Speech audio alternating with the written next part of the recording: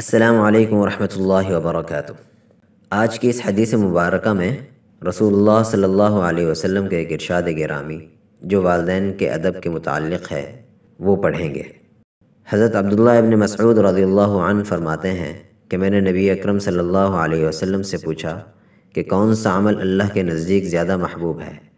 آپ صلی اللہ علیہ وسلم نے فرمایا، نماز اپنے وقت پر پڑھنا، یعنی اس کو قضا نہ کرنا۔ پوچھا پھر کون سا؟ فرمایا کہ والدین کے ساتھ اچھا سلوک کرنا۔ تو والدین کے ساتھ اچھا سلوک کرنا یہ دوسرا عمل ہے جو اللہ تعالیٰ کے نزدیک سب سے زیادہ محبوب ہے۔ اس کے بعد پھر پوچھا کہ پھر کون سا عمل؟ آپ صلی اللہ علیہ وسلم نے فرمایا کہ اللہ کی راہ میں جہاد کرنا۔ عبداللہ ابن مسعود رضی اللہ عنہ نے بیان کیا کہ مجھ سے نبی کریم صلی اللہ علیہ وسلم نے ان سب باتوں کو بیان کیا۔ اگر میں آپ صلی اللہ علیہ وسلم سے اور زیادہ دریافت کرتا تو اور بھی آپ صلی اللہ علیہ وسلم ان باتوں کو بیان کرتے۔ اس حدیث کو امام بخاری رحمہ اللہ نے صحیح البخاری کتاب الادب میں ذکر کیے ہیں۔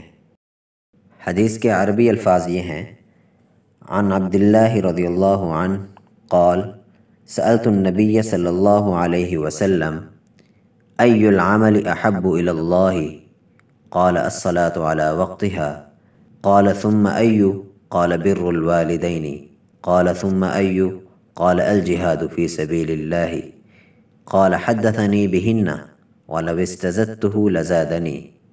اللہ تعالی ہمیں اس حدیث پر عمل کرنے کی توفیق عطا فرمائے۔